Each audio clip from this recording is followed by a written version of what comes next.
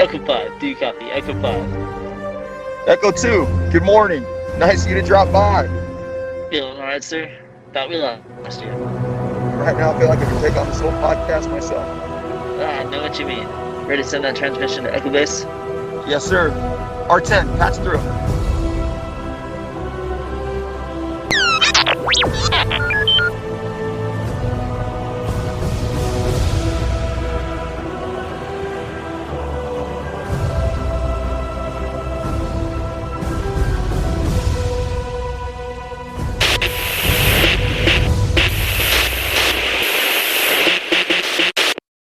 Hey guys, welcome to another episode of the Hoth Transmissions. So tonight we are going to continue our discussion with Kenobi.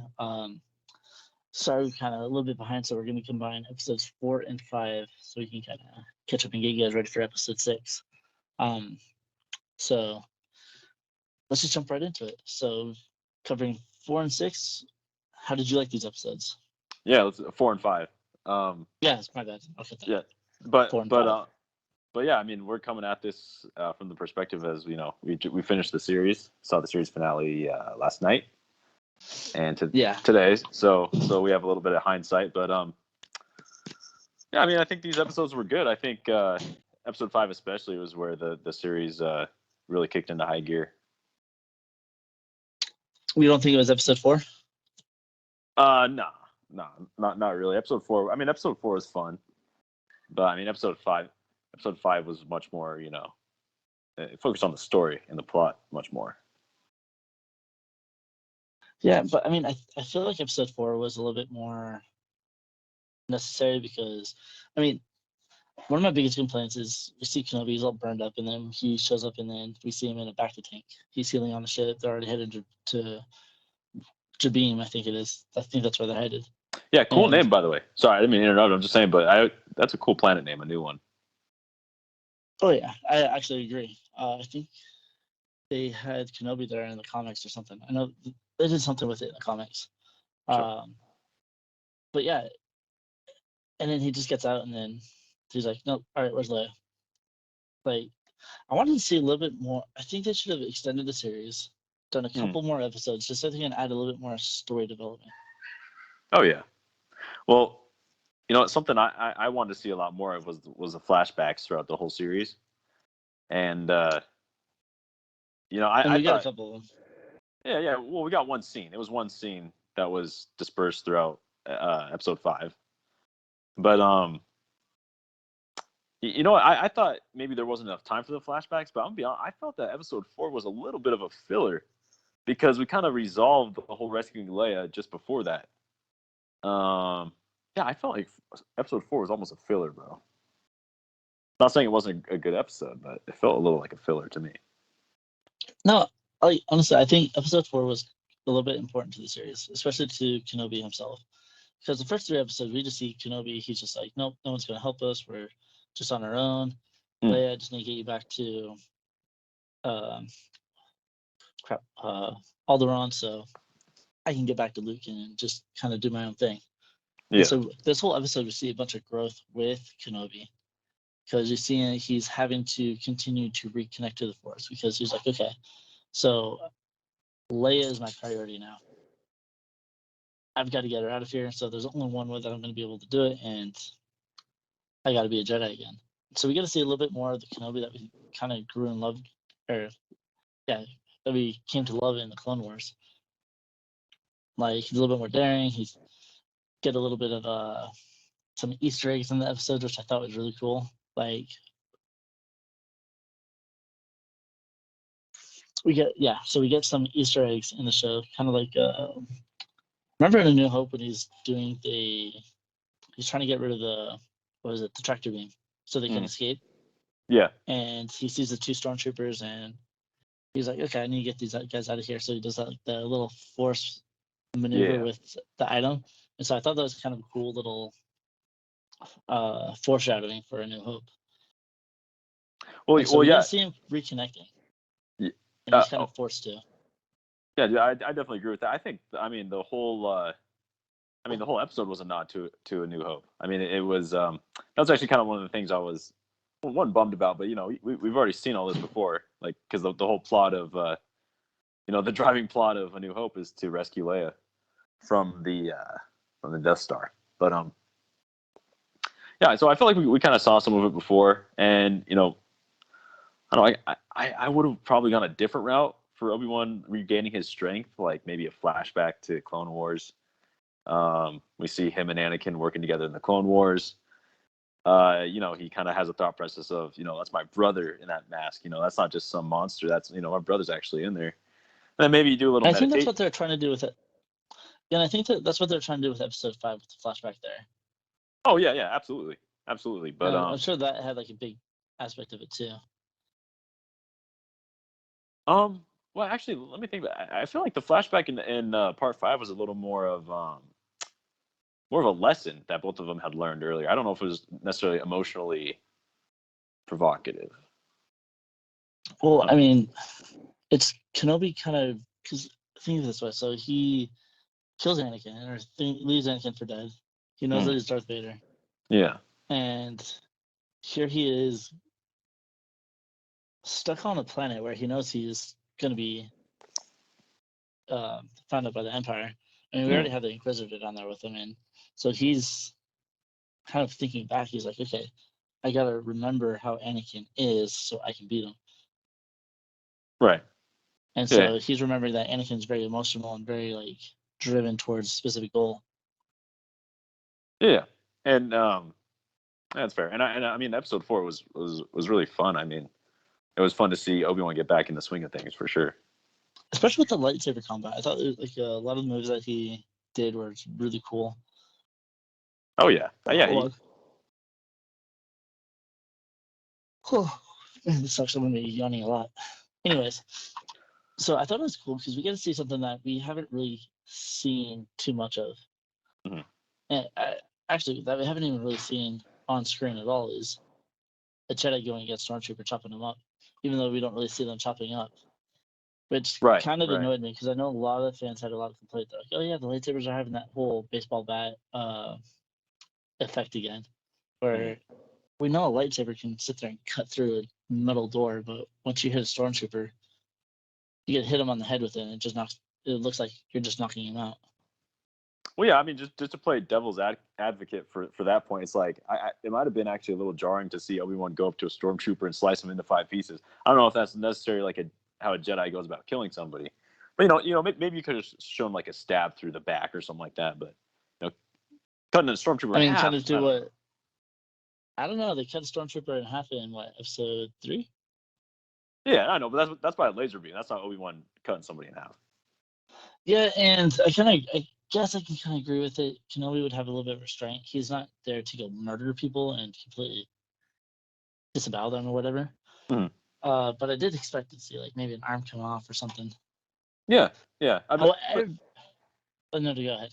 I was just gonna say the main thing was the visual there was really cool. I mean, the whole it's pitch black, and then you see the lightsaber ignite, and then he turns it off, and then Stormtrooper's like, "Where'd he go?" I thought that was pretty effective from that scene. I honestly think that was probably my favorite scene in that whole episode. I just thought it was really cool because it kind of had the whole Vader effect. Like I remember I saw Rogue One, and before it came out, I saw my buddy Echo 5. I was like, dude, all right. All we got to see in Rogue One, I guarantee you this is what we're going to see. We're going to see a dark room, a bunch of rebels are in it, and then you're just going to see a lightsaber turn on, and Vader's going to go ham. So, to me, this was a very similar situation. I wasn't expecting it, but I thought it was really cool just because it's a blue lightsaber turning on in a dark room. And the Stormtroopers like, what the heck's going on? And so you can feel their fear. They're like, okay, lightsaber came up, chopped that guy. Oh, all right. Where's he at? Oh, I'm next. Bam, boom. Yeah, I mean, we saw a slightly doper version of this in the Force Unleashed 2 trailer, if you remember that one. I don't remember a dark room and him just lighting up. Really? Oh my gosh, dude! I'm gonna have to rewatch it. It's been a while since I've looked at the trailers. Oh, dude, no, dude! I'm gonna send you. I'll send you a clip of it right after. Okay. But dude, yeah, no, it's really sick. I think they for sure got the inspiration from that. Yeah, the only one that I really remember, I guess the only trailer that I really remember for Force Unleashed is where he does that.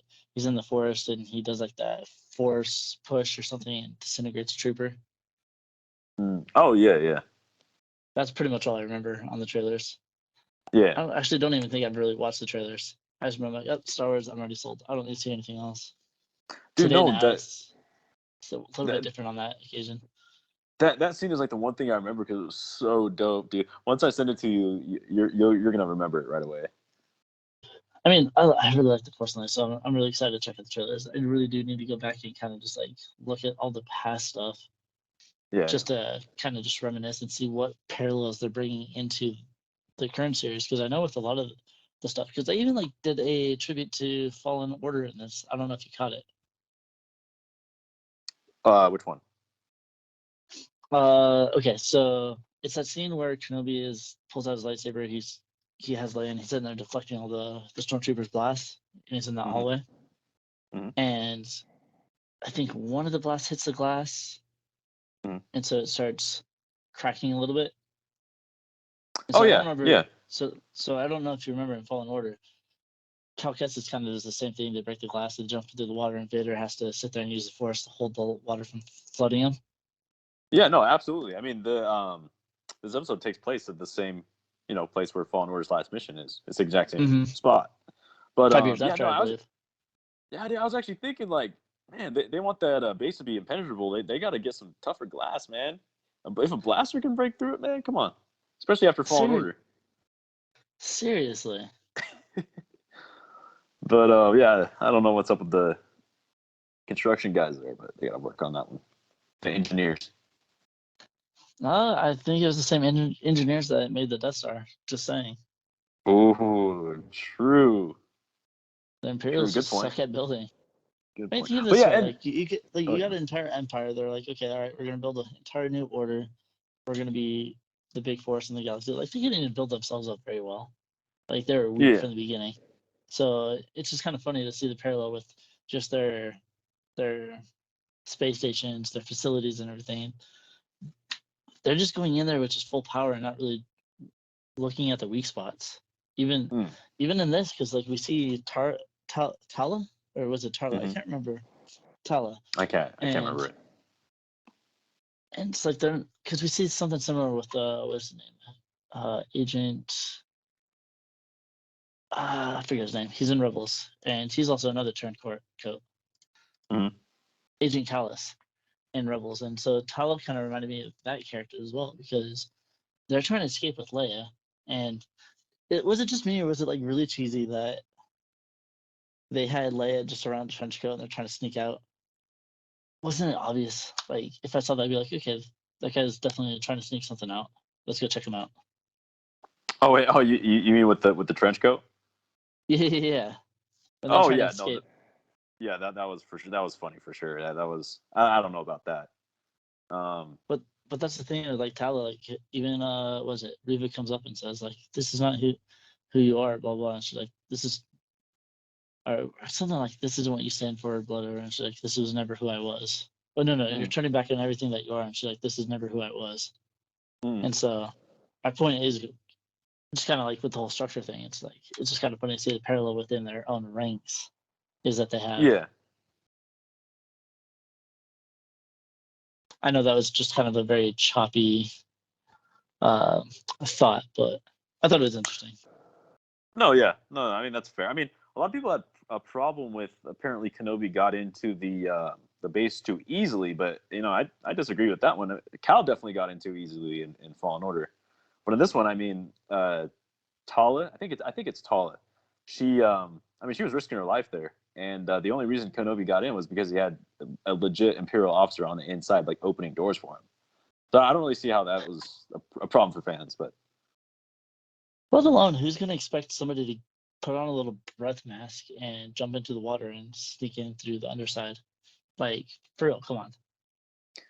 True. Well, I mean, they would expect it because Cal Kestis definitely did it 5 years earlier. But, I mean, the difference this time is that's right. But I'm just saying the difference is they have somebody from the inside opening the doors. Like, Tala's legit opening doors and stuff for him. You know what I'm saying? So. Yeah, because he didn't really need to use his lightsaber to cut through stuff. Yeah, no. Everything was just very convenient for him because he had that connection. Yeah. Yeah, for sure. I will say it was a little funny how like I mean, she was trying to talk quiet, but it's funny how they chose, they went with the directing decision to have people so close to her, sitting so close to her when she was having the conversation with Kenobi. Like you think they'd be like, "What are you doing over there?" You know? Oh yeah, totally. I don't know. It's just very like I'm enjoying the series. Like, don't get me wrong. And Yeah. I'm always gonna nitpick something, and I know a lot of fans are like, "Well, fans just hate Star Wars. They're always looking for something." And it's not that I'm looking for things. It's just I've been in Star Wars for so long. I can see all the inconsistencies, and sometimes it just kind of bugs. But I'm still enjoying like every bit of thing that we get from it. There's some things I like more, and there's some things I like less. But I mean, Kenobi. So I'd probably say up to episode 4 has been a solid 6 for me, unfortunately. And then when we got into the next episode, that jumped me up to a 7.5. Yeah, dude. Episode 5 was fire. That still might be my favorite episode of the series. Even after, spoiler alert, even after seeing episode 6, that's a bold statement. Yeah. I mean, episode 1. I mean, this might be unpopular take, but episode 1 is still right up there too. I really enjoyed episode 1. I want to say one more thing about part 4, and it's another nitpick. But all this there's a few things I want to say. Okay, yeah. So about part 4, like out of all the nitpicks, this one literally, and it's such a small thing, but it just freaking bugs me, bro. It bugs me. The fact that they had Tala bonk the stormtrooper in the head, and that's how she escapes to like these guys are literally like trained for combat, stormtroopers, and they have armor on, and then the fact that she just bonks to the head and the guy flies back like she hit him with a hammer or something. That one bugs me, bro. That one bugs me. I wonder if it's just kind of like an inside joke for Star Wars fans, because fans have always said that the stormtrooper armor is pointless. And so I'm wondering if it's just kind of like a little joke saying, "Oh yeah, even a bump of the head will knock a stormtrooper out." Because I mean, we see it on Return of the Jedi with the Ewoks. Like they're sitting there throwing rocks at him, and the stormtrooper falls after he gets bombarded with rocks. It's like, come on, dude, you got armor. Yeah, you know what? I mean, that's a fair point, and I was actually thinking about that when I was. That's how I'm looking at it. Yeah. I was thinking, but then I'm also thinking about, look, if I'm an actual stormtrooper, like I was training combat, and I'm like in the middle of this like foreign land that I've never been in before, and you got a bunch of like creatures just throwing rocks. I mean, I would at least be a little like I'd be a little scared, honestly, with all this with a bunch of shit like stuff flying at me. But especially after playing Battlefront 2 and was the Ewok Hunt. Oh yeah, bro. Yeah, Ewok Hunt's like a little horror game in there. But I imagine that's how Endor feels. Yeah, for sure, man. You got weird creatures throwing a bunch of stuff at you, and it was a lot of stuff. Like at least they were getting hit with like tons of rocks and stuff. But the open hand to the helmet, that bugs me. Like I just feel like as writers, you can sit down and you can come up with something just a little better. Sit down for 10 minutes. Like maybe she has, because she's an officer. Maybe she has like some special like sharp knife or something in her pockets or something, some weapon. She can stab them through the armor or something. I don't know. Come up with something a little bit better. I think it would have been really cool if they did a little bit more choreography. Not a smack on the head with the helmet. Maybe she does like because you know that there's space in between the helmet and underneath. Like maybe she knows the exact spot to hit. There you go. Maybe she does like a little uppercut, hits chin, and kind of like throws him off guard. Or maybe she like picks up her leg and just slams her foot into his knee, something like that. But I mean, I do get the whole idea with just smacking and knocks them out. Yeah, I know there's a big joke over the internet over that. A lot of people weren't talking about it.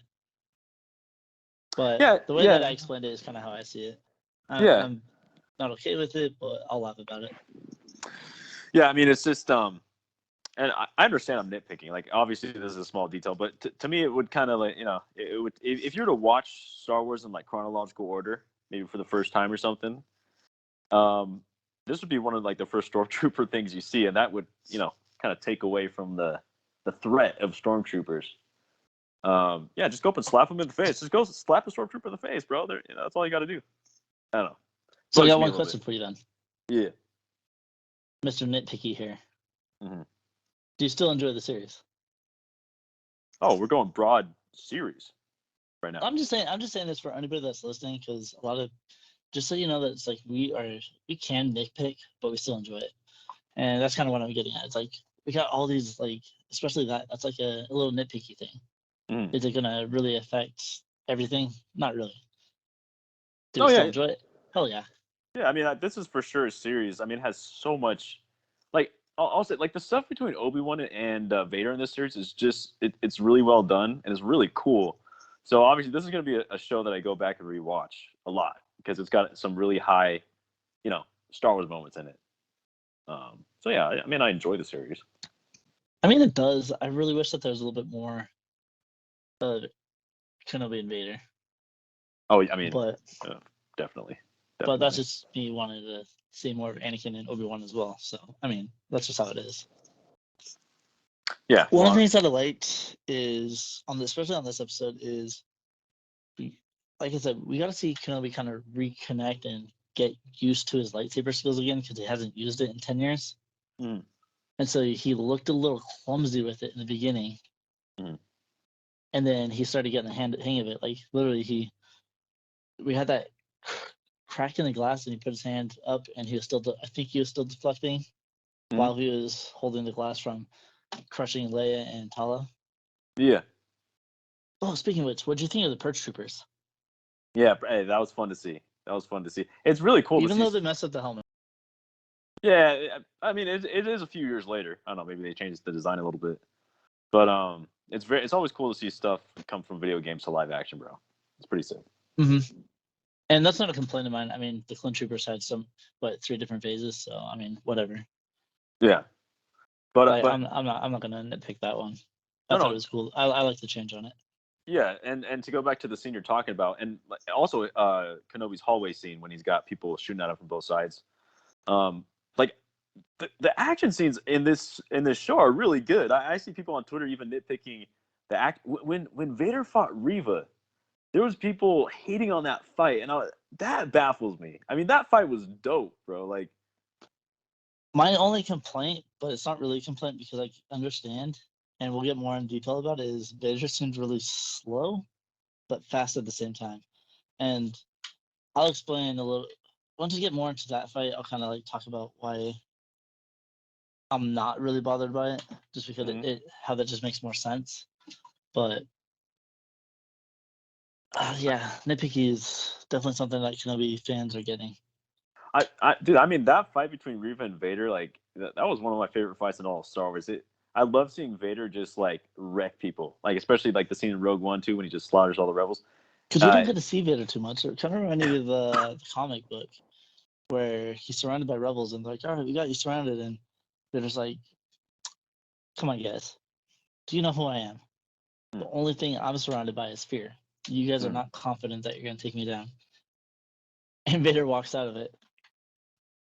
And that's kind of how it felt with Reva. It's like Vader's always one step ahead. Vader is not afraid of anything, it seems. I mean, everything that he was afraid of, he lost. So at this point, Vader has nothing left to fear. So he is just fueled by hate, and that is what drives him. And he's a little bit more of a calm hate. So he's able to kind of like process things. So it's a mix of Anakin and Vader together. Oh yeah, I know a lot of. I've never read the comic books, but I know a lot of. I was looking at some YouTube videos, and some of the comic people are really happy with the series because this shows the side of Vader that they always knew. Which I never knew he was that powerful. Like him ripping down the ship and stuff. That was. I mean, I think I always imagined he could do it, but I didn't think we'd ever actually see that. Yeah, and it goes with the whole thing because like a lot of people had that thing with Starkiller pulling down a Star Destroyer. People had a lot of complaints with that.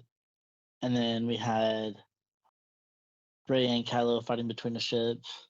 And Vader literally just walks in the room. It's like, you're not going anywhere. Like, it was literally speeding. He just, like, dead stopped it. And while he was walking. And so it seemed like it was effortless to him. Well, he was, he was very rageful in that moment as well, too, which probably heightened his power as well. Oh, absolutely. Like, if you look on the Instagram post, Edie, one of our Discord mods, she's also one of our admins on the hotspot. She posted it, and I thought it was actually pretty funny. Yeah. And so that's kind of what it reminded me of as well. Yeah, I will say, like, the whole Star pulling down the Star Destroyer, that probably takes a little too far for me. And honestly, even seeing Rey do it, that is a little too far for me because I feel like it seems a little bit like superhero like.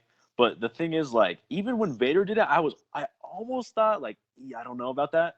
But then you kind of think if there was anybody that could do it, it's got to be Vader, because he's a child of he was literally created by the Force. I watched it when I watched it with my family. My mom was also asking, why can't Reva touch Vader? Like, why is Vader so much stronger? And I had to remind her, like, he was literally created from the Force. So, he's probably the strongest, one of the strongest Sith of all time. I mean, he is a chosen one to tell her to watch the Clone Wars. You'll see it. Like, it's throughout the Clone Wars, you get to see Anakin really grow in his strength and kind of his abilities. And so when he goes into the dark side, his abilities are heightened. And when he fights Kenobi the first time, he loses because he's not really in control of it yet. And so here, 10 years later, we get to see a little bit more controlled dark side Vader. Because we even saw it in episode 3 when he was going against Kenobi. Like, you could feel the hate that he had towards Kenobi, but it was more controlled. It wasn't driving his emotions to where he's going to make a mistake. Oh yeah, yeah, and then just throw on top of it, like, this is age-wise, this is like legit prime Vader. Just in the timeline, this would be the most powerful he'd ever be. So. Oh, absolutely. Jumping back to episode 4, what did you think of the escape of Kenobi and Tala? I mean, the trench coat part was the only part that was a little silly to me, but other than that, well, I mean, also thinking about it. What about the two snow speeders that just happened to get there? Yeah, I was gonna say. I mean, it is a little interesting that there wasn't any air support on the. This is literally. Let's remind. This is literally in Vader's star system. Like, this is kind of Vader's turf. So it is surprising that two little speeders can. There's no TIE fighters. There's no air support around there. What's going on? Yeah, I mean, especially for a Sith Inquisitor base, it's like, are you really gonna trust that these Inquisitors are all the defense that you're gonna need? What about the turrets on the system? Every Imperial facility has turrets. So where was it on this one? To me, that one's a nitpicky for me, but that one makes sense. That one is a legitimate question. No, that's a fair question for sure. I thought it lent to at least a pretty cool escape. I mean, it was really cool. They did a good job with the CGI with the explosions and stuff. At least it looked pretty cool. But yeah, no, it definitely raises questions, dude.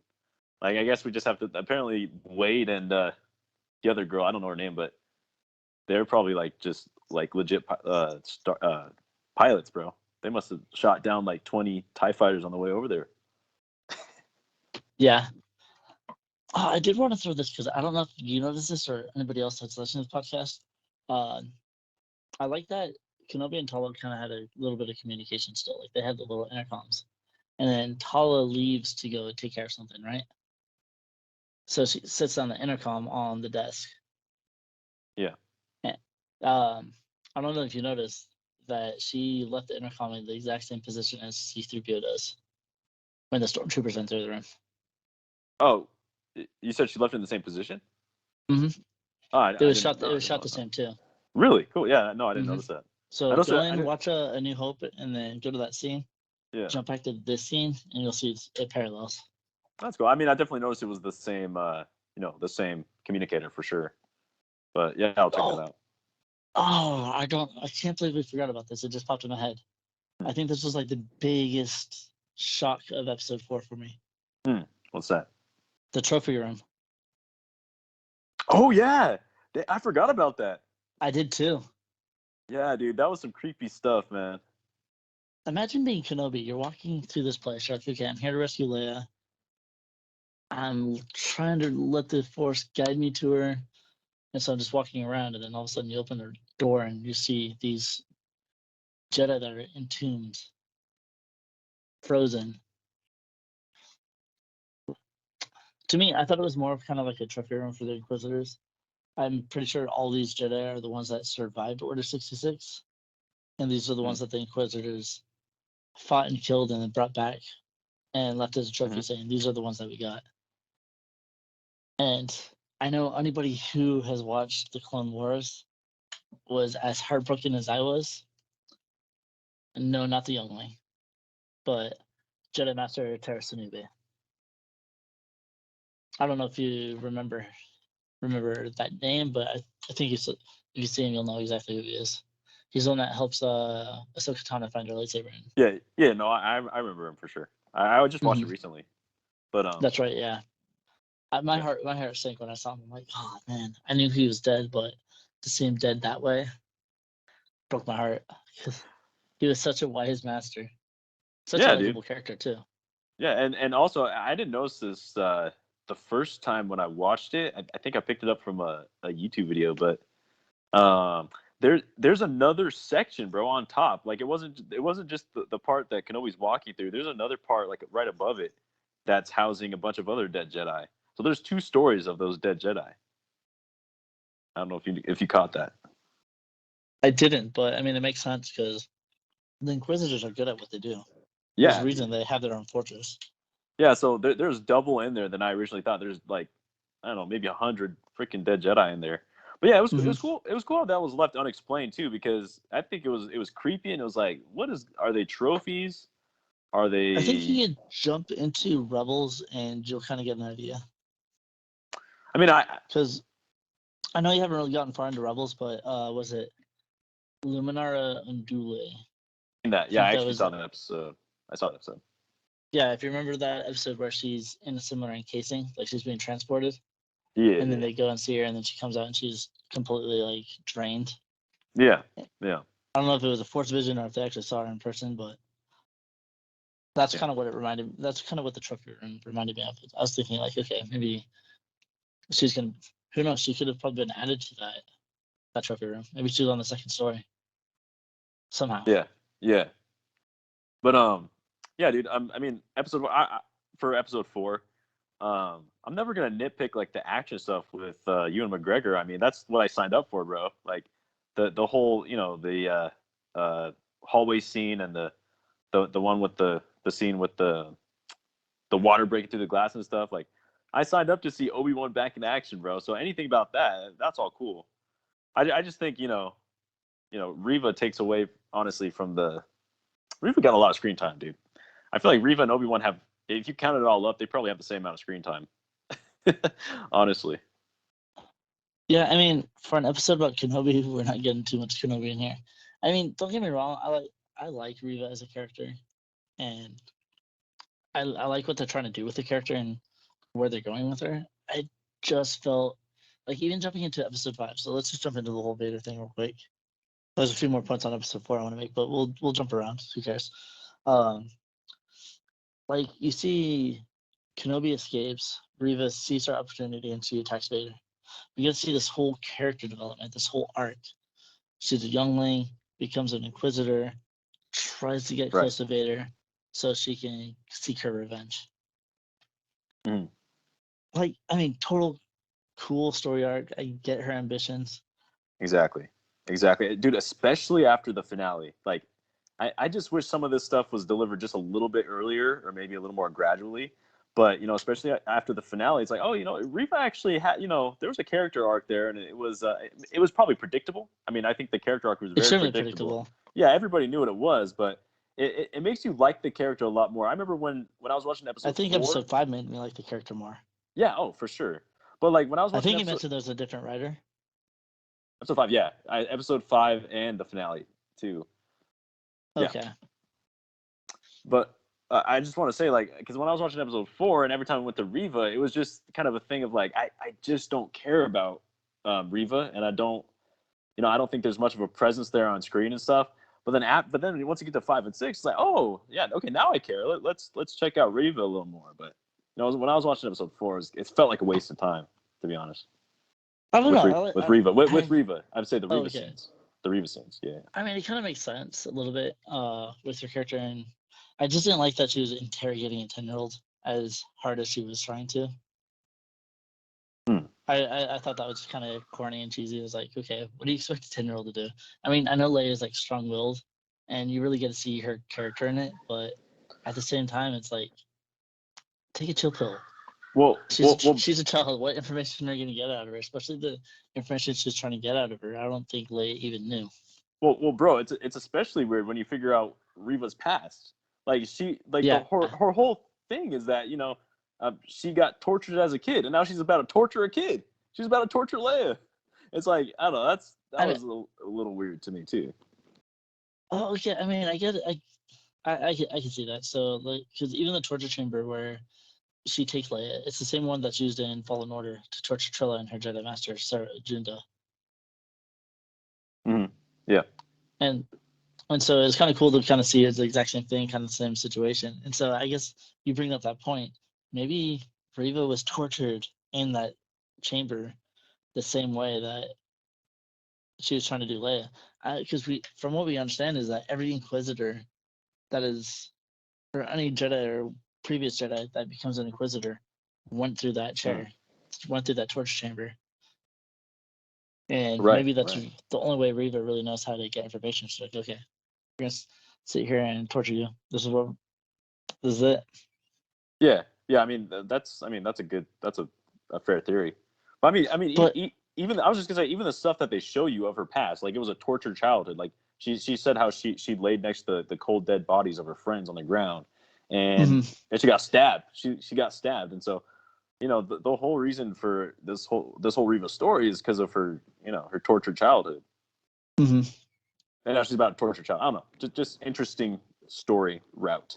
This honestly, I really do like Reva's story, and it kind of commingles with Anakin's story. Like, it's just a cool story that Star Wars kind of tells in general, is that you have these characters that go to the dark side. They do these unspeakable things. Like Anakin turns into Darth Vader, wipes out entire Jedi Order, becomes a huge menace in the galaxy. Then you got Reva, who's kind of a mini Vader, doing his bidding and kind of doing Sith stuff and causing chaos and fear throughout the galaxy. And then you get to see a character redemption. And it shows that it's like, it doesn't matter how dark these people are, they're driven into those positions for a reason. Right. And then once they get those reasons resolved, like Darth Vader realizes he was wrong, has a complete change of heart, completely redeemed, becomes a Force Ghost, returns to Anakin Skywalker. Right. And then Reva, same thing. Like, she gets her redemption. And I think that's one thing that I really like about the whole Star Wars story is, like, it's mostly a story of these characters who just go through these dark tribulations, get lost, and then find their way back to the light, and they become probably some of the badass characters in the entire series. Yeah, man. Yeah, I mean, Reva had a very decent story arc by the end of it. I mean, when this started, bro, I thought she was about to be another like completely hated character like Jar Jar Binks or Rose but I've said every episode, I do not like Reva. I didn't like her in the first few episodes, but that's just because that's how her character was written. You're not supposed to like her. I mean, even the Grand Inquisitor and the Fifth Brother were constantly annoyed by her. So yeah, the fact that fans are complaining about the character, it's like, okay, congratulations, writer, you did your job. Congratulations, Moses Ingram, for portraying the character the way she was supposed to be written. She's not supposed to be liked, and she's supposed to come off as annoying and just chaotic and just like, WTF, Reva, what the hell are you doing, right? Yeah. No, yeah, bro. I mean, like, just because that's how the character was written. So props to the writers for it. Exactly. Like, I think she had a completely decent, character arc. I'll never say I love the character. Like, I still think a lot of her scenes was honestly a waste of time. Like, time that could have been better spent, showing stuff between Obi-Wan and Vader, flashbacks or actual dialogue. But I really do think she took away from the story a little bit. But I still think she's a decent character at this point. After I've seen the whole thing, she's a decent character. Yeah, I mean, it's not the fact that we didn't like the character. I think you pretty much stated it there. It's like we want to see more of Obi-Wan and Anakin, or Obi-Wan and Vader, and more flashbacks and more like that aspect of the Star Wars genre. And then tossing Reva into the mix just kind of took away from probably some of the best stuff that we probably could have seen. Exactly. I'm hoping that the rumors of season 2. I know Ewan McGregor says that he's down to do season 2. I know it was stated that it's going to be just one season, but I hope that they really reconsider and spend season 2 maybe a little bit more with. Can't believe I'm going to say it, but maybe Reva kind of joins up with Kenobi for a bit, and then we get to see more of a story arc on them. Yeah, man. I think to speak to your point a little bit, it's like I think the reason a lot of fans were so impatient was because, as far as we know, this is the only time we're going to see Vader and Kenobi ever again, especially Ewan and Hayden Christensen. And it's such a limited series. Like, not only is it 6 episodes, but we're getting like 35-minute episodes and 40-minute episodes. We're not even getting like full hours. So I think there was a little impatience there where it's like, this is only going to happen once. So, give us some Anakin and Obi-Wan. So you better do it right. Yeah, and just give us more. Do it right and give us more, bro. Unpopular opinion, but it could be like what everybody thinks. Every episode should have been at least an hour. Okay, yeah, dude, absolutely. Especially when I thought some of the stuff felt really rushed in this. Every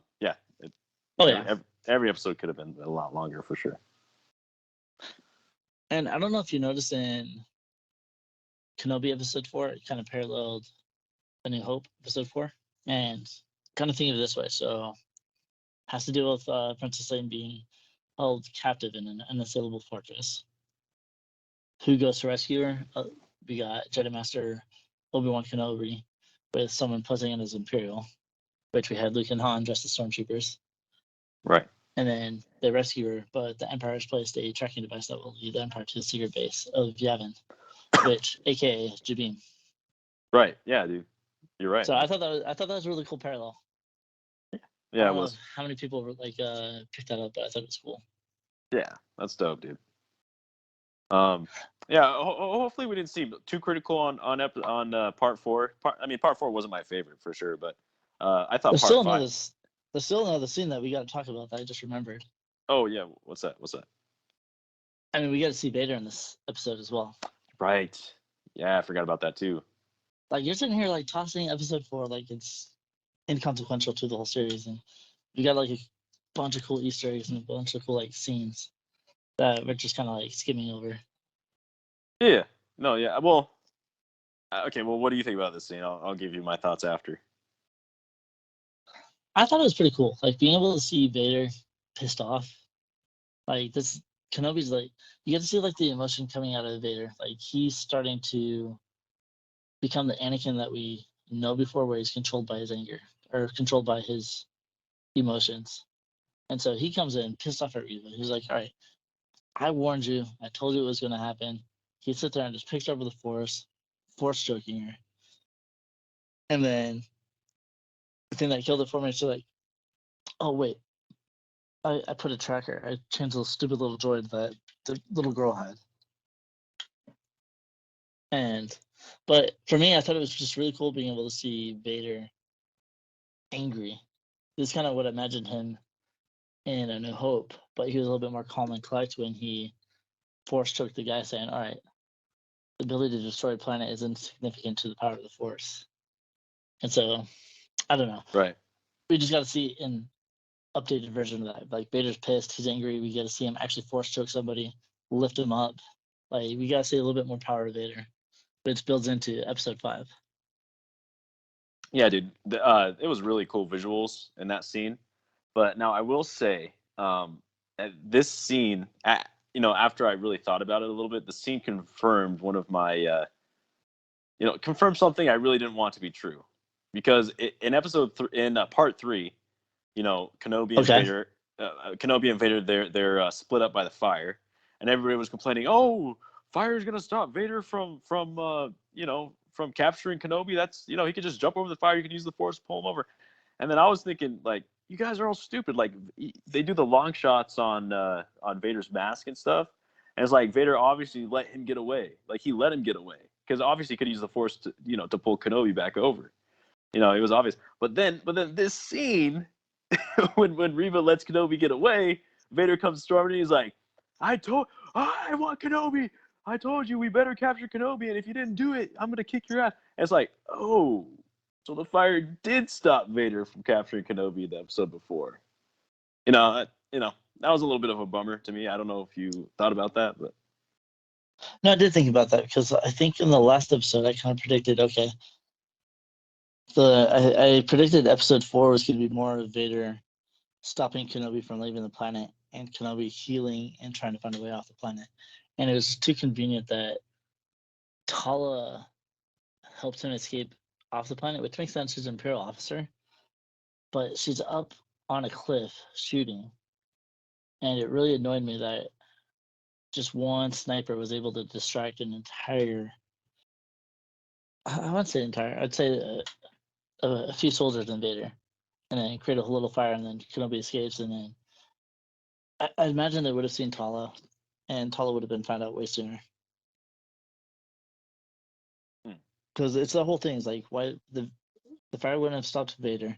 Vader probably should have just either done a force push and wipe the fire away, walk through it, do something, see Tala, and it's like, oh no, force choker, throw her down, and then finish them both off. Yeah, bro. Yeah, maybe during part 4, Vader was just having a bad day. He's pissed off about something. He was thinking about Padme or something. So he was a little angry that day. But yeah, bro, that scene kind of reinforces that the fire did in fact stop Vader from capturing Obi-Wan, which I think that's a little bit of an error in the writing room. But whatever, I guess. Yeah, I mean, it was pretty cool. Like, I really enjoyed episode 4. And I don't know. I see your complaints, and I agree. Because it's the same complaint with the snowspeeders coming in, saving Kenobi, and them getting off, and then Reva throwing a little piece at the ship, destroyed ship. Everybody's like, oh no, that person died, and then nobody cares about that person after. It's just like a small little moment. All right, let's move on. Yeah, bro. I mean, everything with the action with Obi-Wan, wielding the lightsaber. I mean, that was the highlight of the whole thing for me for this episode. I would never nitpick any of that, but there's just some inconsistencies and stuff that I feel like okay, actually, can I bring up something real quick from the original trilogy? Like, this is the thing where I was thinking maybe we're thinking too hard about like nitpicking too hard, but then the other last night, or it was 2 nights ago, I watched Empire Strikes Back again. I was craving it. I was craving some original trilogy Vader, so I put it on. And dude, bro, when they're at the Battle of Hoth, they write into the script, like they literally, there's dialogue about this, plenty of dialogue about this, where they have to put these turrets, get them up and going on Hoth, and they got to fire in space because that gives the rebels a slight window to escape the Hoth planet, because there's a bunch of Star Destroyers out. The Empire's waiting to get them. And so they literally write stuff in there, like, so that you can't pick it apart like this. You know what I'm saying? You have the ships escaping Hoth, but you have the ion cannon preventing them or distracting them. What was here that was preventing them from destroying 2 snowspeeders? Oh yeah, no, yeah. I'm just pointing out like some really good, like, thoughtful writing that they put into the original trilogy. It's like, because like, how dumb would it be if like all the ships escaped on Hoth, because of course the Empire's there, all the Star Destroyers just blast them away. So they write in some really thoughtful stuff. I just wish this in certain points of this series that they took a little more time with thinking through this stuff a little bit. Oh, 100% agree. 100% agree. I mean, like I said, for the most part, it was a really cool episode, and it led into episode 5 really well. Because now they're headed back to Jabeam. You have the little tracker with on Lola, which, by the way, like they're on the transport and you see Lola glowing red. It's like, honestly, guys, you're not gonna notice that Lola has a new color to her.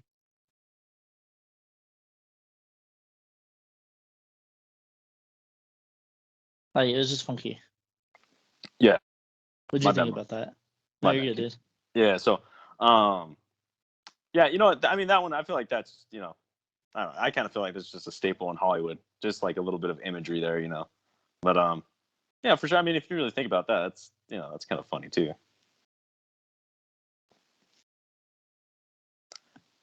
But bro, this takes us into part 5, which part 5 I thought was a really strong point in the series. And go ahead and throw your thoughts on that. On part 5 as a whole, or what? Yeah. Like, what are the highlights for you? Oh man, yeah. I mean, part 5 just delves into each. It goes deeper into every single character in the series. Like it's everything we want to know. You know, this is where you really learn about Reva's backstory. We get flashbacks of Hayden and Ewan finally, man. Like we were waiting on it for so long, and bro, were those flashbacks not moving? Like that was so effective. Like I wish we could have had a little more of that throughout the whole series.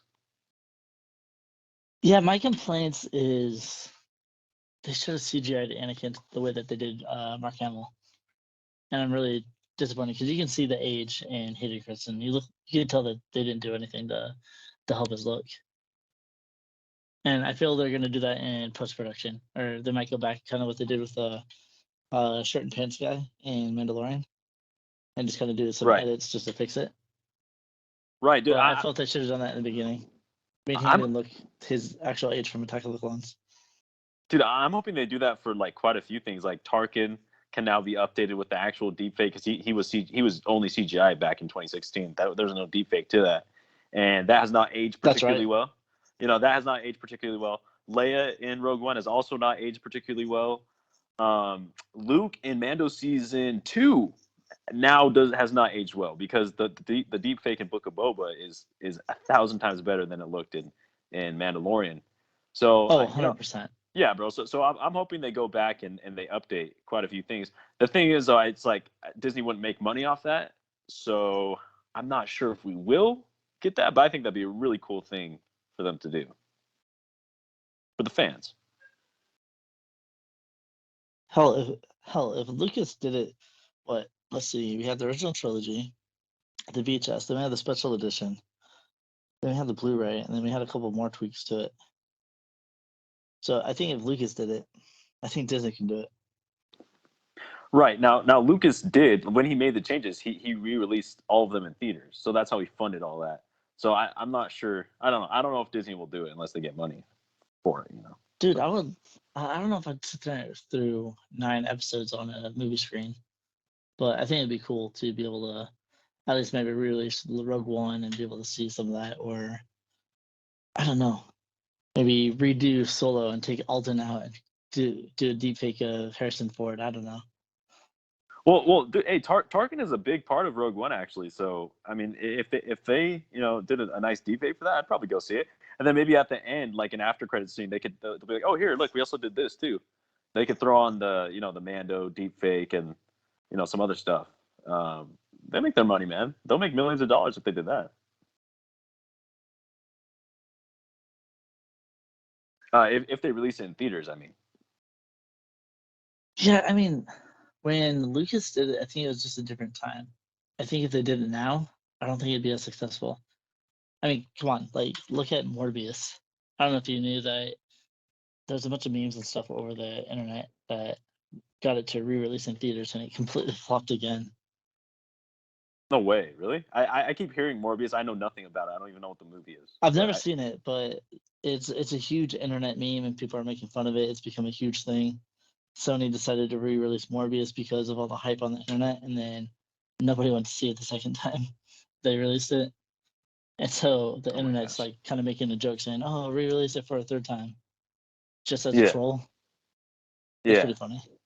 And so, but my thing is like, I don't think people are willing to go back to the movie theater for things unless it's like maybe the original trilogy. I think, or even the prequels. I think those ones people would go back to the theater for. I think all the Disney stuff, I don't think it has enough hype for them to re-release it and have people like go crazy over it. Yeah, that's a totally fair point. I'm just trying to come up with a way that Disney could actually give us some of those current deep fakes. Fund that project, Absolutely. But I think they should totally do the deep fake for Anakin in this episode because I know a lot of people had issues with it. I was happy to see Hayden back in his full. Like we didn't have to really. I'm glad they didn't mess with him, but I felt like they should have. Yeah, the funny thing is, I feel like Ewan McGregor looked pretty close to his Attack of the Clones days. He almost looked younger than Hayden did. But I really I was going to say appreciate. the same thing. Ewan actually looked pretty good. Yeah, dude, Ewan looked great. But I really like to see Hayden's performance. I mean, because without the tinkering of the deepfake, Hayden's full performance comes through. So I thought that was pretty cool to see. If they go back in the future and all they gotta do is just smooth out a couple wrinkles around the eyes. But I mean, it's not like he looks that much older, bro. I feel like it's not that hard.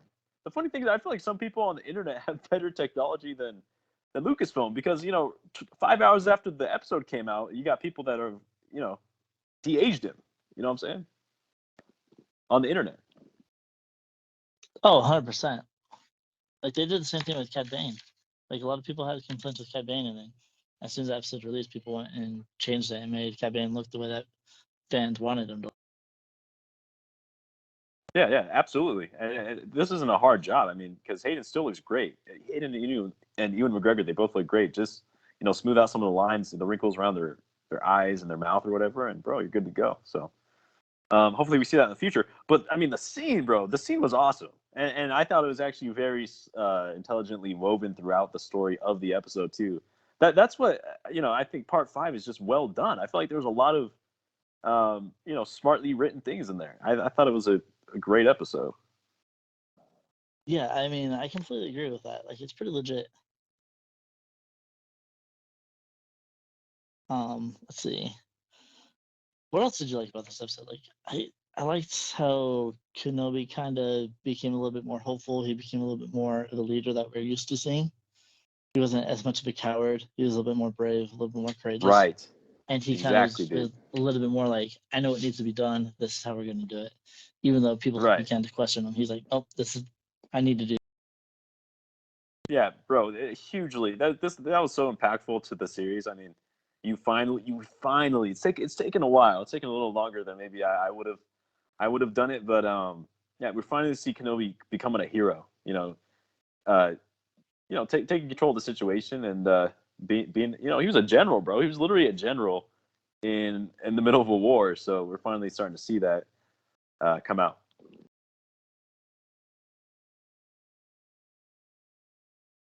And so, what did you think of the interaction between Reva and Kenobi? Yeah, I thought it was great. Once again, bro, this is where Reva's character really starts to come into fruition, and we start to get that backstory. I thought it was really well done. Really, I think episode 5 really was, the whole thing was well done. We'll get into all the details, but yeah, bro, I thought it was awesome. Yeah, and I was rooting for Tala and Kenobi. I know it wasn't going to happen, but I really liked their chemistry on camera. It kind of reminded me of him and Satine. And so I was like, oh, all right, good job, Kenobi. And then he gets her ripped away from him again. It's like Kenobi just can't win. Yeah, dude, and you know what? Tala's sacrifice was actually really like it was very emotional. Even when the droid died, bro, I was like emotional for the droid dying. I don't even know why, but the droid had a little cool punch. He punched a stormtrooper like 20 yards away, and then Tala obviously sacrificed herself. And I think that lends to also the actress that plays Tala. I hope we're getting that name right. I hope her name's Tala. It's something like that. But the actress is really great. I think Ewan and the person who plays Tala kind of carried the show a little bit there for the the middle of the series. Yeah, I mean, I'm gonna have to agree with that. Like when I saw her on episode 3, like she showed up, I was like, oh crap, another Imperial. Not sure what I think of this character. Then she immediately just shoots the other troopers. Like, here, I'm with the rebellion. I'm here to help you. Kind of like the whole Luke Skywalker. Here, I'm here to rescue Leia thing. And I really liked her character from then on out. Like the actress that they chose for her was just phenomenal. Loved every aspect of her, and just the way that they continued to write her character into. See, this is my thing. It's like Hollywood is so set on trying to recreate strong female characters, and they force it so much down your throats. But here you got Star Wars doing it with what? Starting with Leia, 100%. Then you got The Mandalorian doing it with Cara Dune, Bo-Katan, Fennec Shand, and then here we're doing it again with Tala. And I'll even throw Reva into it, despite her chaotic nature. Just because I know the way that her character is written. She's kind of confused. She's, in my opinion, I think Reva is just kind of weak, but that's just because she doesn't know who she is yet. But you've got Disney writing all these strong characters without even trying. And when Tala came in, it's like, I was like, all right, let's bring her in. We got another Satine, a natural born leader. She really draws your attention. Like, you only saw her for a couple of episodes, and then her scene with the detonator broke my heart so much. Right, dude. It was really well done. It was really well done. And, hey, we've been getting into the specifics about some nitpicks. So I want to make sure we're specific about the good things of this series, too. What that scene did so well is it felt so cinematic, bro. That her sacrifice was cinematic. The way it was shot, the way the music swells. I thought, some of the music was lacking in this series, but the music was really well done. The explosion looked like it was, a movie explosion. That whole sacrifice, bro, that was a really cinematic moment and really effective. Which is funny because I know a lot of our discussions is like they had this budget and they made it look like a TV show. And I think this is the first time that you actually said that this actually looked like a movie instead of a TV show. Yeah, bro. There's honestly I feel like some of the moments it's rare because I think Mandalorian looked a lot more cinematic. In my opinion, I'm always curious to see what other people think. I think Mandalorian looks way more cinematic than Kenobi. But there's certain scenes in this series that they look great. All the stuff in episode 1 when Kenobi's on the EOP, kind of in the middle of the desert and stuff. I thought that stuff looked pretty good too. I thought that looked cinematic as well. And also when he's working, he's doing his sashimi job, cutting up the fish. Yeah. You get a panning shot showing that that environment. That looked great too. My problem is the ships, bro. I'm curious to see what other people think. I think the CGI on the ships is just really. It was pretty bad in some places, dude. What do you think? Let's see. I don't know. Like with Vader, when he walked in and like pulled the ship down, it looked really cool. But I don't know. For some reason, it's just like this shot just seems so out of place. And I'm gonna jump into episode 6 just for a brief moment. I don't really want to discuss it, but No. What if we spoil it though? What if people are just watching this because they don't want episode 6 spoiled? Have we spoiled anything yet? I don't know. We haven't. But I'm not going into detail. I'm just saying some of the scenes in episode 6 that I expected to be cinematic and a lot of the money spent towards just seemed off. Right. I mean, I'd probably agree with you. We'd have to get into the specifics, but I'll text you about it for sure. But you know what? Even if the ship looked a little weird when Vader was pulling it down, that was such a cool moment, bro. Like when I saw that, me and my brother, we looked at each other, like just our jaws were literally dropped, like because that's how you always imagine Vader, being. But the fact that they actually showed that in live action, that blew my mind, bro. That blew my mind. And that's followed up with the amazing fight with Reva. That okay, bro. Even after the finale, this might be crazy, but I think the fight with Reva might have been the best fight, just because I really like seeing Vader kick ass. I like seeing Vader dominate people. So that might have been my favorite fight, bro. That was so sick with Reva. Okay, so 50 Shades of Grey with Vader. All right, digging it. Just kidding. wait. What'd you say?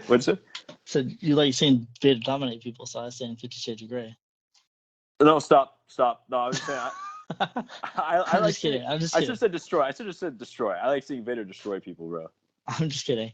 I like that whole scene. Like I really liked because, for one, it showed that Vader was not stupid. Because like even in the last episode, Vader's like telling her, like force choking her, saying, "Hey, I warned you about this." And she's like, "Oh wait, I've got a tracker on him." He's like, "Okay, all right, I'll give a little bit of mercy. That's a good move. I did that once, or I'll do that in the future, whatever." And so we get to this point, and she tries to get him from the back, strike him down, and Vader's like, "Honestly, you think I'm really that stupid?" He's like, "I've been on guard around you since you were a youngling," and he even calls her a youngling, Right. which is probably very insulting to her. And just to see the moves that Vader does, like Vader doesn't even pull his own lightsaber out. Oh yeah, dude. Yeah, very cool. Like if you want to jump more in and talk about what you loved about the scene, to kind of describe it more. Yeah. Because I know you're pretty hyped about it, so go ahead and like detail the scene and everything you like about it, because I'm probably have the same thoughts. Okay, yeah, bro. Let's just jump into the fight scene right here. Yeah, I was really worried. You know, when they worried might be like an over exaggerated word, but I was just concerned that they would have Reva being equal with Vader in terms of their fight, and then it turned into Vader just tossing her around, and it was really awesome. Now I love. Well, it started out Reva just pulled out her saber, and Vader didn't even pull out anything. He was just literally tossing her around with the Force. And then finally Reva starts to lose hope a little bit, and then Vader takes her lightsaber, rips it in half, and it was the most coldest gangster move of all of Star Wars, bro. He just throws her lightsaber back at her, and he's basically like, he doesn't say anything, but he's basically just like, all right, try your best this time. Give me a little bit of challenge, make this fun. Before I kill you, let's get a little workout in. And then he uses her lightsaber to eventually, kill her. Bro, he's just so cool. He doesn't even take his own saber out, dude. Badass. And I think I mentioned before, like in this fight, one of my complaints that I saw was he just seemed really slow. And it makes sense because he's in the suit, he's not in his full capacity.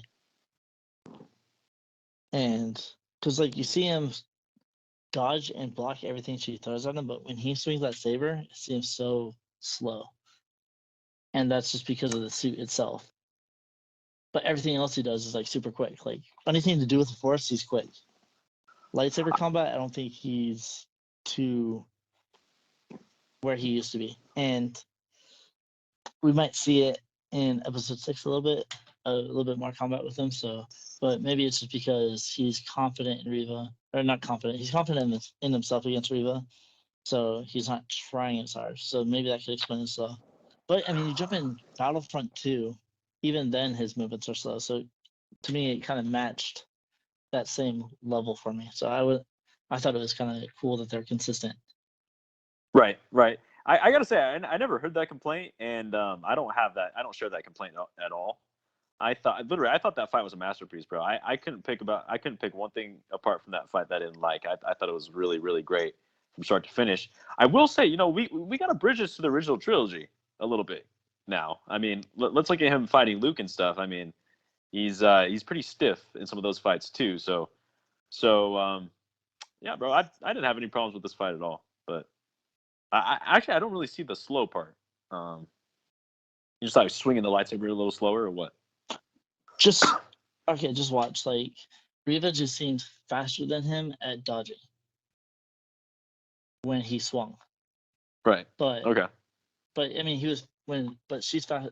But I mean, even then, she's faster than him, and so he dodges a lot of her moves. Like literally, like, he's quick on his feet, but when it comes to swinging the lightsaber, for some reason, it's just slow. Watch it again. You'll see what I'm talking about. It's not a complaint I have. For sure. I mean, it's just something I noticed. Also, keep in mind, he's completely playing with her. He's toying with her. This is no threat. She's not even the slightest threat to him. So I mean, no, not at all. Like his back is turned to her, and she tries to slice and dice him, and the saber just stops behind him, and he's like, "You fool!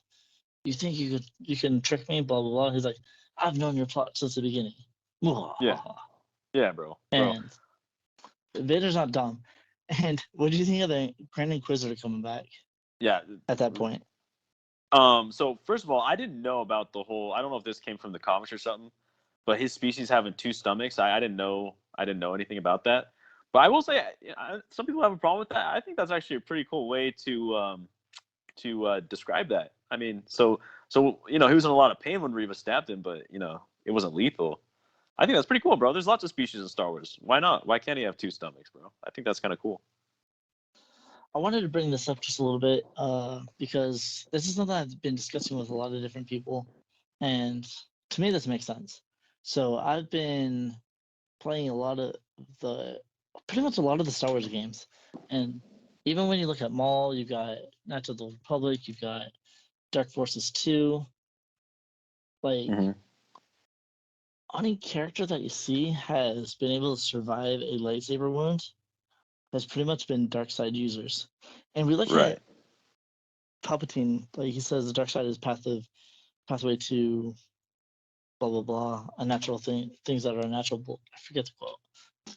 And in, I want to say Dark Forces 2 was before Knights of the Old Republic, and you have a Sith that was literally cut in half.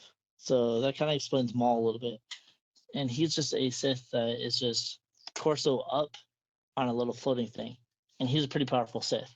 You fight him in the game, and he's super annoying, but you find out the dark side is what kept him alive. Right. Jump into Knights of the Old Republic 2, Darth Sion. You literally have this guy who his body is completely destroyed. His skin is literally crackling, like it looks super painful. You have every bone in his body is broken. Like, by all accounts, he should be dead, but the reason he's still alive is his connection to the dark side and his hatred. Right. Once he lets go of it, then he's gone. Then you got Darth Maul, got cut in half, same thing. His fuel of the dark side and his hate and rage towards Kenobi is what fueled him to stay alive. Right. And so here you got the Grand Inquisitor. He even mentions, he's like, hey, it's crazy what hatred and revenge will do to keep you alive, blah blah blah. And I think that was their kind of thing of keeping Reva alive after she gets stabbed by Vader. Yeah. And in my opinion, I think Reva fulfilled her story arc at that point. I don't think we needed anything more from Reva. Nah. Yeah, she should have died, bro. She should have died right there. She fulfilled her story arc. Like, she drew out Kenobi. She got close to Vader. She failed. Exactly. Her mission was over. Like, her arc is done. She should have just died right there.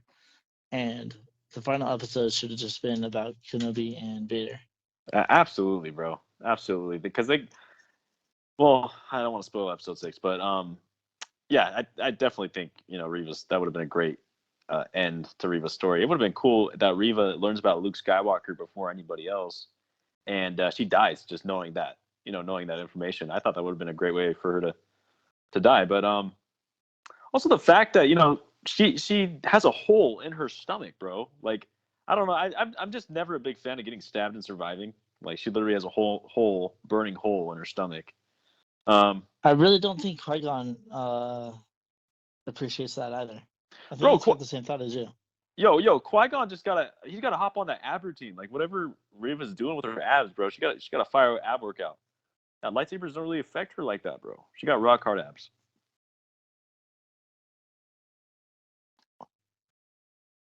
So basically, you gotta fuel the dark side. So if Qui-Gon was a Sith Lord or whatever, he probably would have survived it. Except for the 2 stomachs, though, with the Grand Inquisitor. Again, I really think that's a smart way to write that. I like that. I think that's a convenient way to write that. No, you're probably right. But now, okay, so, I mean, Reva survived. What's Reva's explanation? What's Reva? Yeah, dude, I don't know. But, I mean, the Reva surviving would literally be my only problem with this series. Because, I mean, can I just take, with the series, with this episode, can I give you general thoughts on part 5 real quick? Absolutely. Just do like an overview on it. Like, when I watched this episode, to me, this one episode delivered every single thing I wanted from a Kenobi series all in one episode. I just wished we had more of this like throughout the series. I was just really hoping that, we were going to get a whole series of this. Like, just go down my checklist. Like, you see Vader like tearing shit apart and like just kicking ass, destroying people. Like, check. Yeah. So we got the amazing Vader scenes. We finally got the flashbacks. So important to this series. I really was hoping we would have more flashbacks. Also, just because we got Hayden back, bro. We got to use Hayden to his maximum potential.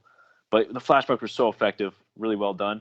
We see Kenobi being a hero, almost being a general again, commanding this little band of rebels he's got, and we see Kenobi outwitting Vader.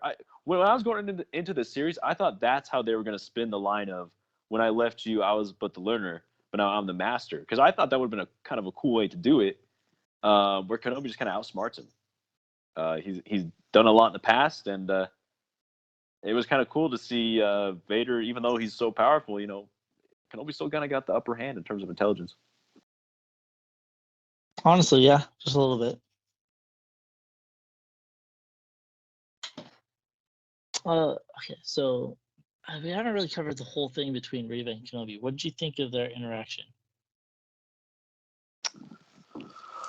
I mean, I thought it was really effective. Again, I mean, the whole, the effective thing for me here was just learning more about Reva's backstory. I like the way that Obi-Wan kind of picked her apart there, saying, you're in this to kill Vader, huh? And then Reva comes back with, and then Kenobi says, I got to face Vader. I basically I have to kill Vader. And then Reva has a pretty good question. She's like, do you want to kill Vader? Do you want to kill Anakin? And then Kenobi has a moment of realization. He's like, yeah, I don't know if I can do that. I didn't do it the first time. I don't know if I can really do that again. So just a deep character moment that I thought was pretty effective across the board. I really liked it. How about you? Yeah, I mean, one of my complaints is that, I mean, I get it. Like, she's a youngling, and she's like, okay, Kenobi, why weren't you here to protect us against your Padawan? But, I mean, at the same time, she's old enough to now to where she can realize that, okay, I get it, Kenobi. I understand why you weren't here. You were ending the Clone Wars on the other side of the galaxy. Not to mention, Order 66 happened right when the temple was being raided. So you're on Utapau at the same time. So naturally, Order 66, you're getting shot at too, and you have no idea that the temple is being destroyed. And he's going on trying to survive himself. And just all the pressure that she put on him, all the responsibilities, like, why didn't you specifically help us when there's 10,000 other Jedi that could have done it? It seemed kind of a little unfair to me. Oh, dude, 100%. And that's something I realized after the fact when why didn't you save us, Obi-Wan? Oh, yeah, like he was supposed to know that all of his troops were going to turn on him and, blast tanks at him. And then 5 minutes later, Anakin was going to storm the temple. Like, oh, yeah, I'm sorry. He couldn't teleport back to, Coruscant. But, yeah, that was funny. Not the way that sure. she does in the next episode. Bro, that's what I was literally just about to say that, but I held back because I don't want to spoil it, but bro, for real. Yeah, Reva's they don't have contact. Reva's got some tricks up her sleeves. Also, I am curious how she survives getting stabbed as a kid, bro. Because I think that's kind of implied in this episode. That she survived as a kid. I feel that was kind of implied, like her looking and Anakin stabbing her as a child, but at the same time, I feel that was just kind of what she expected as a child, but Anakin had mercy on her and saved her. I don't think she actually got stabbed as a child. I could be wrong. And that's one of my complaints with Kenobi so far, like the entire series. A lot of stuff is speculation. There's really no confirmation, especially with this flashback. Like, it's her standing, and then she's seeing Anakin stab her, and then it's Vader stabbing her. So right. I don't know if she's just having trauma from her seeing her friends get cut down and died, and she's just standing there on her knees or whatever. And maybe she's being pulled back to as being a child in that situation. Mm-hmm. And Vader stabbing her is what she expected Anakin to do. So she's paralleling that to that situation. So maybe she didn't actually get stabbed as a child, but Vader coming up to her made her regress back into her childlike mentality. Yeah, no, I mean that's how I saw it. That's a very cool way to interpret it, and I would much prefer that way because, I mean, getting stabbed as a kid by Anakin, and surviving, I don't know, that doesn't make much sense, but I like the way you interpreted that, bro. I thought the Star Destroyers looked pretty good in this episode. Like I think maybe they were using actual models instead of CGI for the Star Destroyers. Obviously, I'm not sure. Yeah.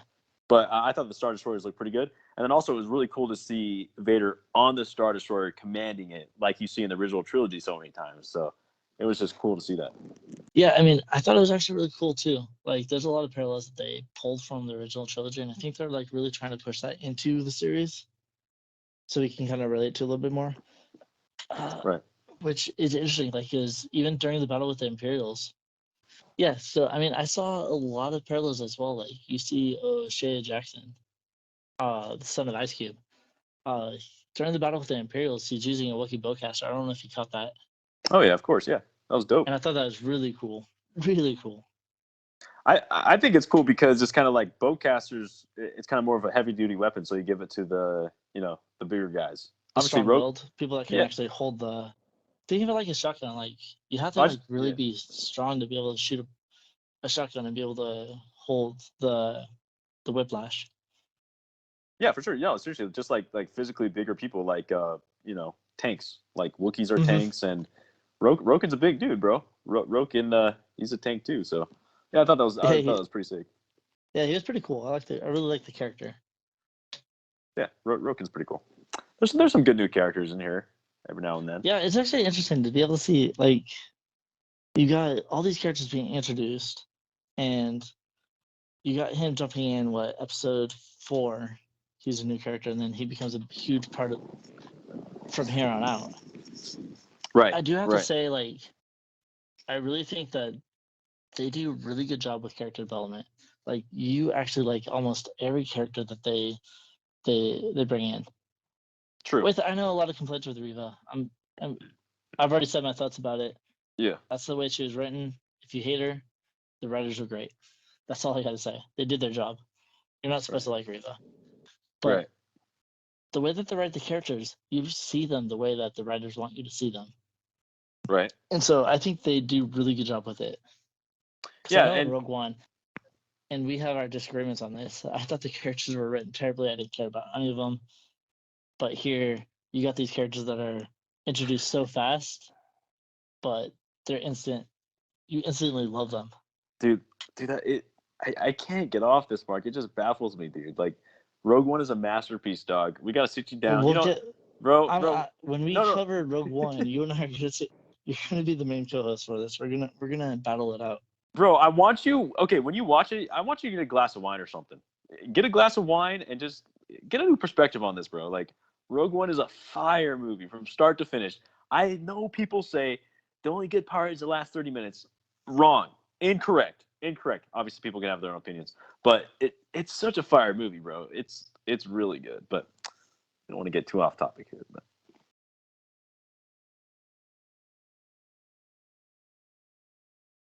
it's pretty fire. And speaking of Rogue One, that's kind of, I'm not gonna lie, that's kind of how I view this episode here. I really enjoyed a lot of this episode, and like, I don't know, even like just going back and discussing it, I like it a lot more than I originally thought. Just some of the points I've been discussing, but my initial thoughts of this episode was like, I liked it as much as Rogue One, because Rogue One was cool. It jumped around a bit.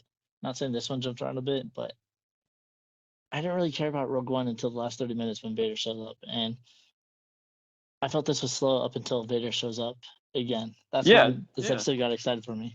So I mean that's fair because in your opinion you think Rogue One kind of just picked up at the end, and you're thinking the series kind of picked up a little more. It just got more exciting towards the end of it, pretty much, right? Oh, absolutely, yeah. However, I did like Rogue One. We'll get to that, but chill. Don't hate me too much. Yeah. No, dude, and obviously I'm going to disagree because even though I like Kenobi as a series, I know I've seen the whole series now. It's not touching Rogue One, bro. Rogue One is a masterpiece to me. Same with Mandalorian, but yeah, I mean, I don't know if you want to get into like general discussions of Kenobi, but I'll just say I like the show. I thought it could have been a lot better. I got to be honest. I thought the show could have been way better, but I liked it. I'll say that I liked the show. Didn't love it, but I liked it. I mean, I'd say the same thing. I liked the show. I loved a lot of different parts of it. There's a lot of things I loved about it, and so I might have to say I love the show just because, despite a lot of my complaints, there's a lot of things I did enjoy. Yeah, bro. Like to me, episode 5 was so good, and it was like if we hit this high, like throughout the whole series, I'm not talking about like through drama and like climax and stuff, but just quality, just like quality of writing and such. Like if the whole series was as good, because I thought episode 5 was so good, then I would think this series is great. But I don't think the whole series matched this quality. I thought episode 1 was really good. Episode 5 was really good. The finale was pretty darn good. I had some problems with the finale, and we'll bring you on the overall discussion, and we'll discuss the finale with you, so fans can kind of get your perspective on it. Yeah, for sure. I liked what they did with the flashbacks between Obi-Wan and Kenobi, because it was a lot of this episode. You can kind of see the buildup with it. Like they did a lot of flashbacks. They cut it up in between, and you got to see specific portions that were relevant to what the characters were going through at that moment. Yeah, absolutely. And it was just cool that Kenobi and Anakin or Vader were sharing the exact same flashback. Yeah. I mean, they did something that was pretty tough to do. Like, I don't know if I could write.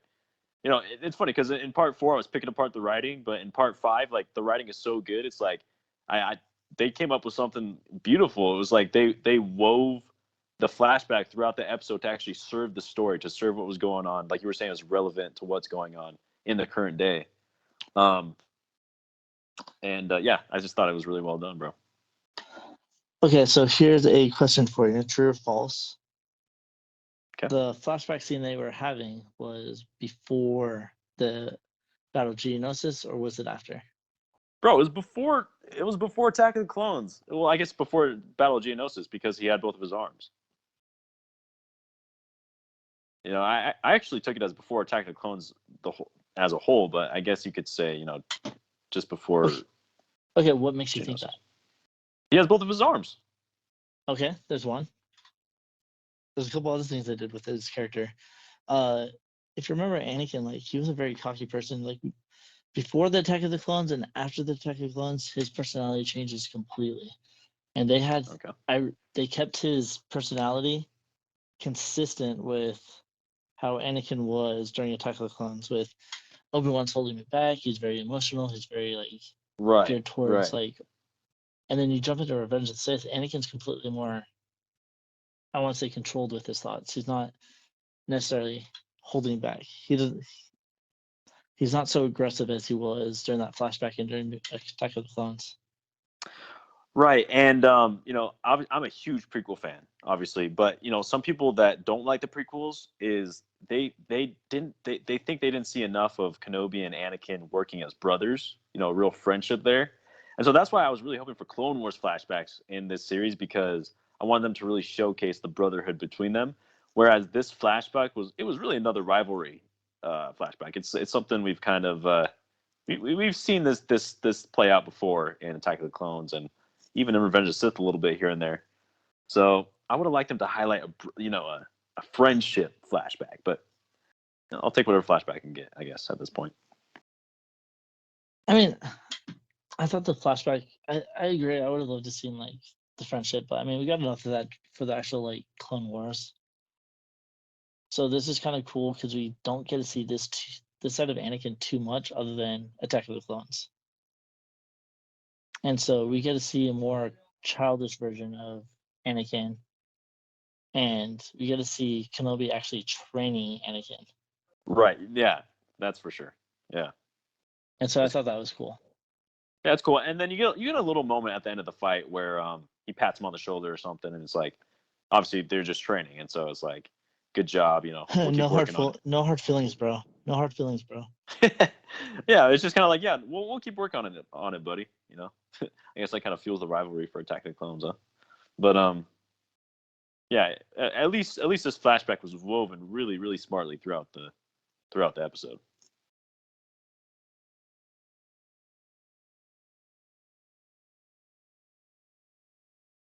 %. Let's see. I feel like we covered everything. Any other aspects of the 2 episodes that you wanted to bring up, or anything that you think we missed? Anything we think? I feel like we covered pretty much everything. Yeah, there's nothing else I can think of. I'll just say, I really enjoyed part 5 quite a bit more than part 4. I'm sure naturally just because of Vader. Yeah, bro. Vader carries, bro. Vader's just so iconic and charismatic. Honestly. Yeah. So, all right. Well, I think that's going to wrap it up for our discussion on episodes 4 and 5. Guys, as always, thank you guys for listening. We're just fans that love to talk Star Wars and kind of think things through, just kind of like, I don't know, just chill. So I know we get a little nitpicky, but understand that we do enjoy this, the content that Disney releases. There's always going to be things that we're going to complain about, but there's a lot of stuff that we really like to hype up as well. But if you had different thoughts than what we had, or you want to kind of like discuss like certain views that we have and kind of want to throw your ideas on it, just go ahead and comment down below. Share with your friends. Let's get their thoughts on it as well. We're gonna have our link tree down in the description below. There you're gonna find a lot of cool products. We've affiliated with Entertainment Earth, and so we got a lot of the new stuff, especially from Kenobi. So we got the Inquisitor, like a lot of the Black Series there that you're able to pre-order, and go ahead and click the link, order some cool stuff. We also have t-shirts. Scroll down, you'll see our t-shirt line that we've done. Join us on our Discord. We love having discussions. I believe Echo 3 here, he's kind of found a new love for our Discord because he's able to vent some of his ideas out there. Oh, yeah. So, yeah, bro, it's fun. And that's kind of the thing that we're trying to build, is that we want to build a community, because I know there's not a lot of people I know that like Star Wars. And so we want to really build a Discord community that we can really pull fans. So if you don't have friends that like Star Wars, we have a place that you can be able to throw topics, ideas, have discussions, and everybody's friendly. Even if you have different views, everybody respects each other. So drop down, join us. We'd love to have you. Same thing on our Instagram. Give us a follow on our Instagram. We do a lot of posts. We share a lot of news, we share memes, and we give a lot of our thoughts there. So jump in and join us. Just be sure to share us, because that's how we're going to continue to build and grow. Either way, we're going to do this because we love doing it, and we love bringing you guys content. So just click that link tree down below, and let's go. Let's do it. So that's going to be the end of our episode tonight, guys. And may the Force be with you. Always. Echo 2 out. Echo 3 out.